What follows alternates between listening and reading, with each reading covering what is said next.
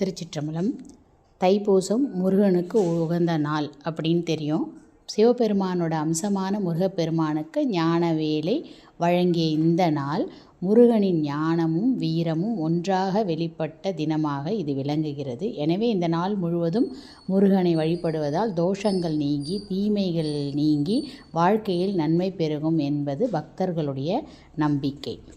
சூரபத்மன் முதலான அசுரர்களை அழித்து உலகில் தர்மத்தை நிலைநாட்டுவதற்காக அன்னை பார்வதி தேவி பெருமானின் அம்சமாக அவதரித்த முருகப்பெருமானுக்கு ஞான வேலை வழங்கிய திருநாள் தான் இந்த தைப்பூசமாகும்.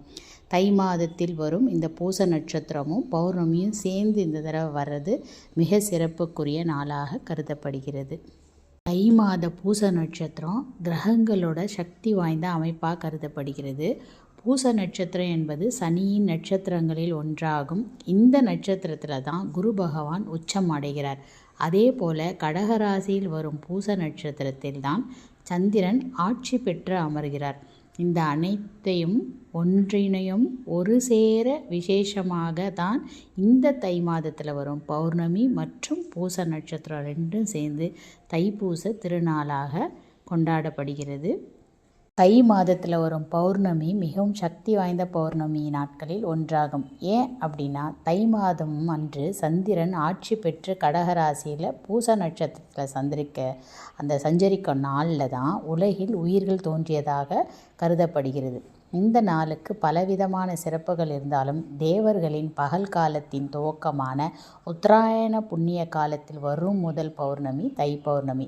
அதே போல் தை மாத பௌர்ணமி அன்று தான் முருகப்பெருமானுக்கு அந்த தைப்பூச திருவிழாவும் கொண்டாடப்படும்.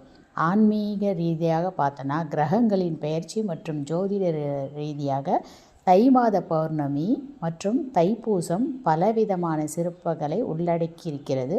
ஒரு சில ஆண்டுகளில் தான் நட்சத்திரமும் பௌர்ணமியும் சேர்ந்து வரும். ஆனால் இந்த தடவை நம்மளுக்கு தைப்பூசமும் பௌர்ணமியும் ஒரே நாளில் வர்றதுனால இது சிறப்பான தைப்பூசமாக கருதப்படுகிறது.